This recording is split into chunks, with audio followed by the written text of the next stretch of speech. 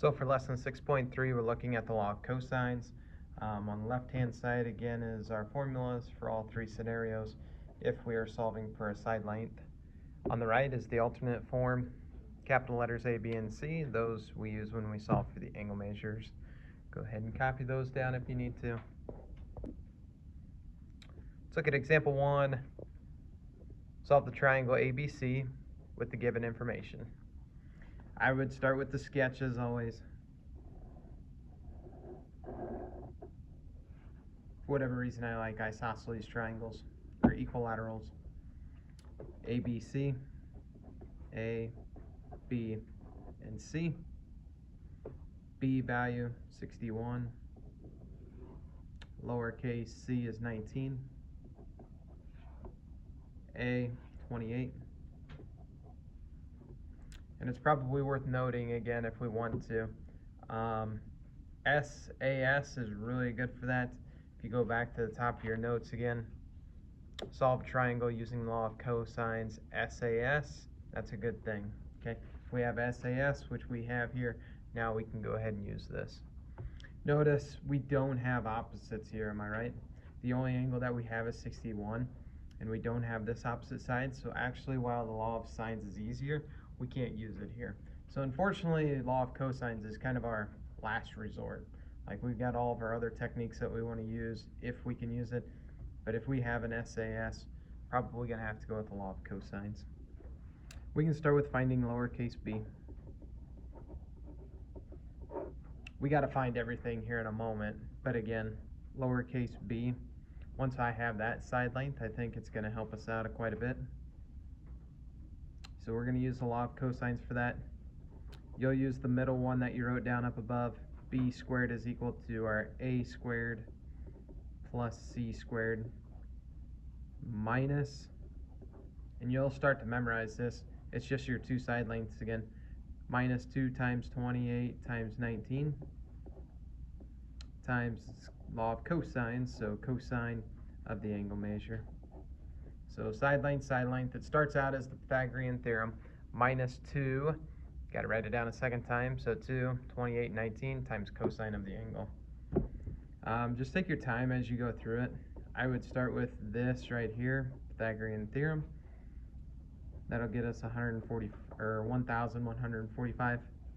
And then you can actually multiply all of this together. 2 times 28 times 19 times cosine of 61. I would just plug that in all at once.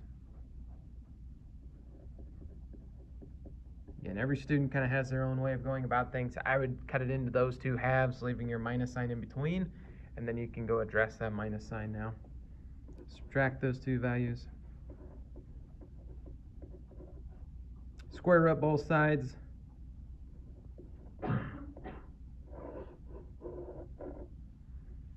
And we get 25.1.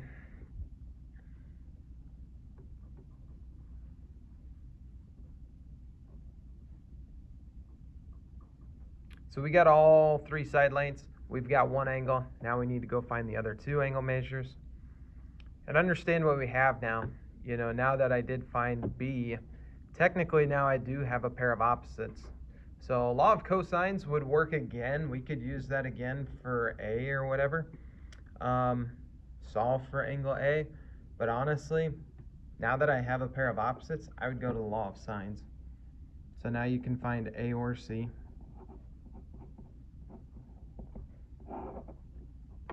It's up to you. Let's just find A. Sine of A over 28 is its opposite. Sine of 61 over its opposite, we found that to be 25.1.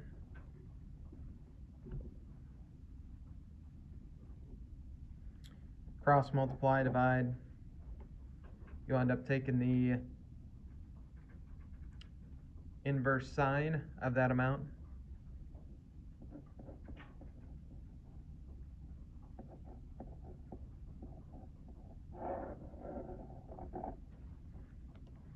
$77.3. So just take your time as you go through that.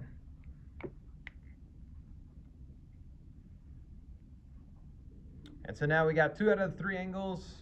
Lastly, I think we can add those 2 angles up and subtract it from 180.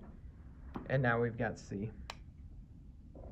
So C is equal to 180 minus the sum of 77.3 and 61.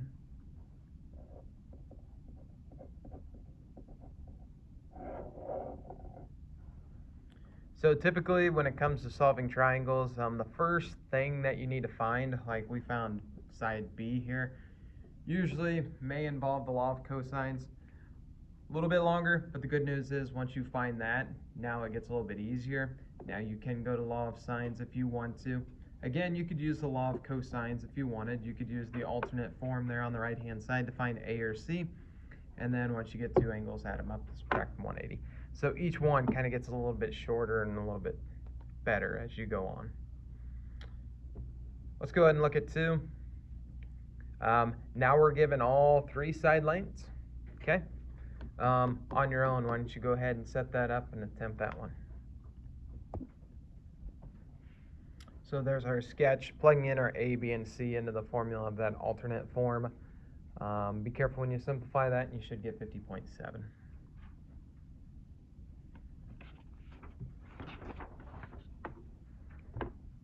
I think I'm going to go to the bottom half of the backside, and we're actually going to talk about Huron's formula first.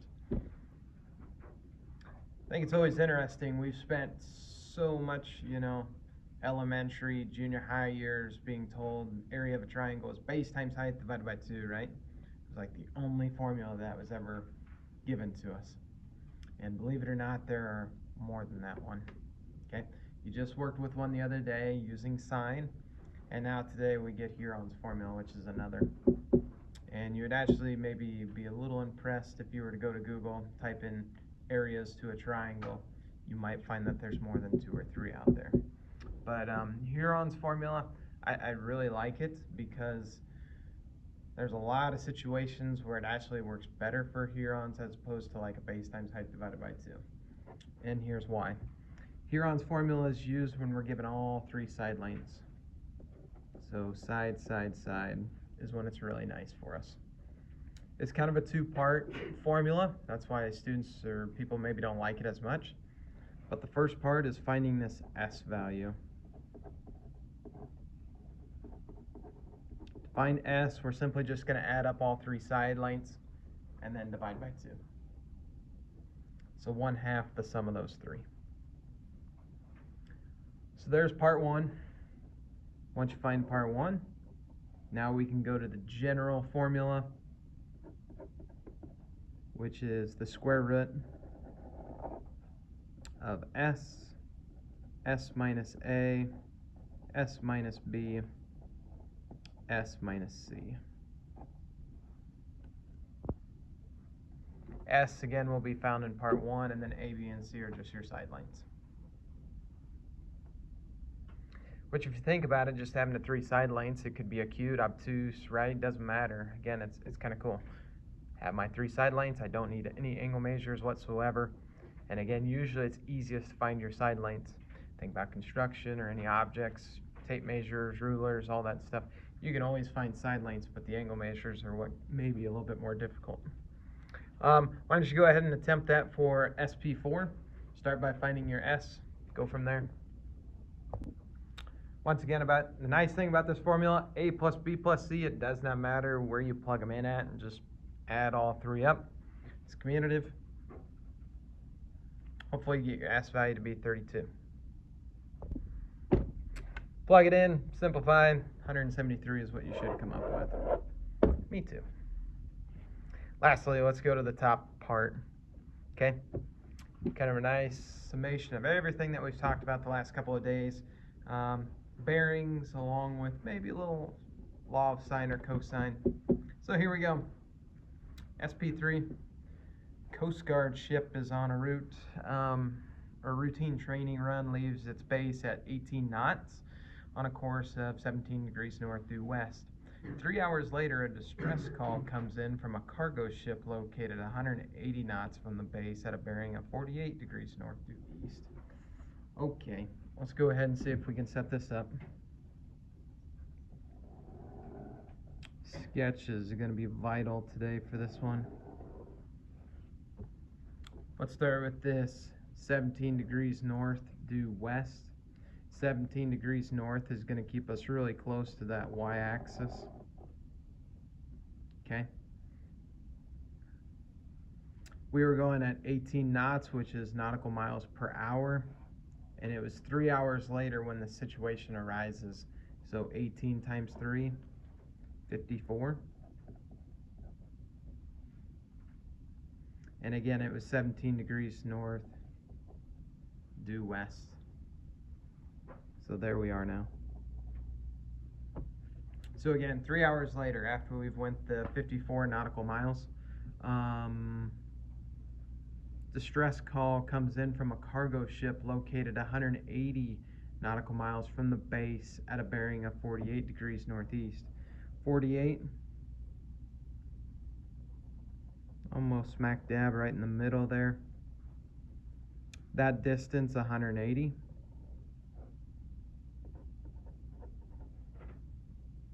And again, there it is, 48 degrees north due east.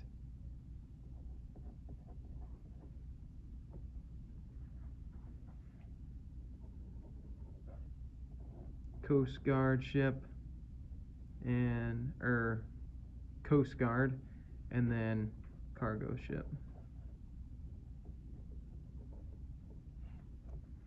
Question is, how far is the Coast Guard from the cargo ship?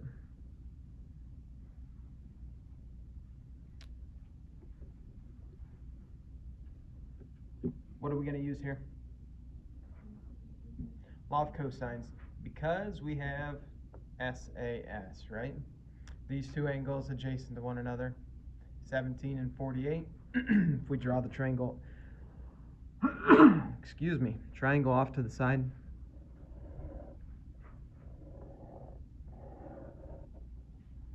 $54, 180, 17 and 48 gets us a sum of 65. Looking for that distance D.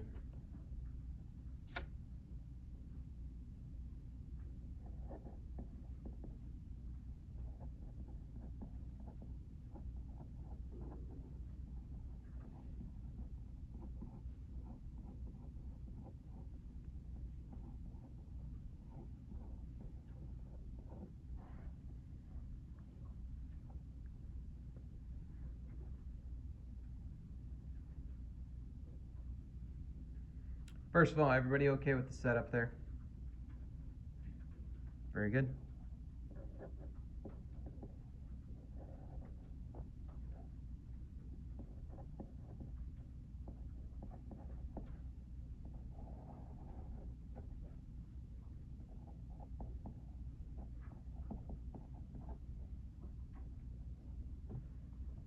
Again, you simplify it how you want to. I would do your pluses first to get to 35,316, and then I would multiply those four numbers together, get your 8,215. Difference of those two,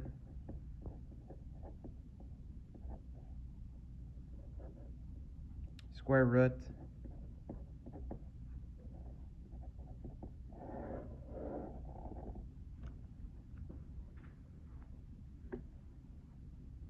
so not too bad. I mean, I think that's doable. Take your time with your sketches. Always, or not always going to be to scale, not always going to be perfect, but if you can get it in the ballpark, it's going to help you. Lastly, what bearing should the Coast Guard ship follow to reach the cargo ship? So I'm going to redraw this.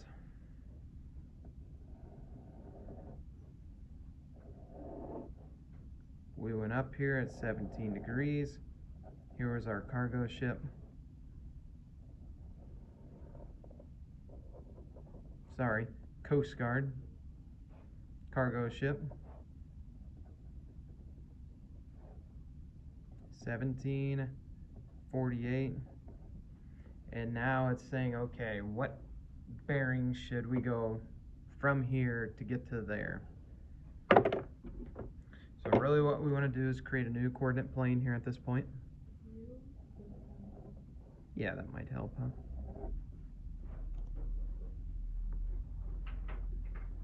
So again, I'm just going to recreate the drawing there.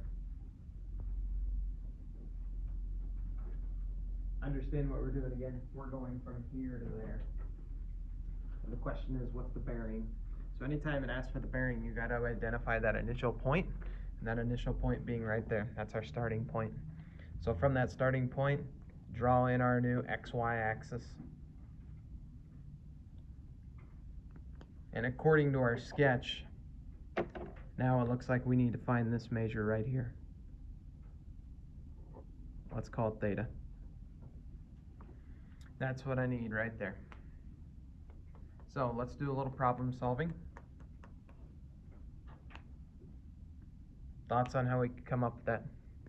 So you can find that angle right there from the origin and then subtract that by 180. This one here? Yeah. Or all of it? Yeah, you just find all of it. True. All of this subtracted from 180 would leave us with that. Yeah. Do we know all that measure? So that bottom one, wouldn't that be 17? That one right there, and then if we go to the other angle. So 17 would be this measure right here. True statement? Yes. And then you can figure out What's that? so you can figure out using the alternate one. Yep. All over it. You got it. Now what I need is that angle measure right there. If I have that, add it to 17, subtract from 180, we have it. Still got our given information. 54, 180. Maybe at this point I will let you kind of tear into it, see if you can find that blue angle there, and ultimately come up with theta. So as we look for that angle x, inverse cosine, plugging those in, 97.7. And now we can add those up and subtract from 180. So theta, 180 minus 97.7 plus 17.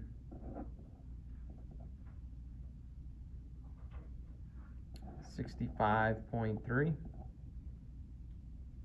So last but not least, the bearing that they want. Good end to today. What's the bearing going to look like?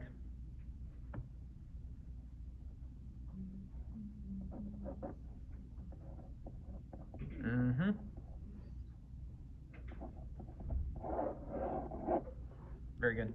65.3 degrees north due east.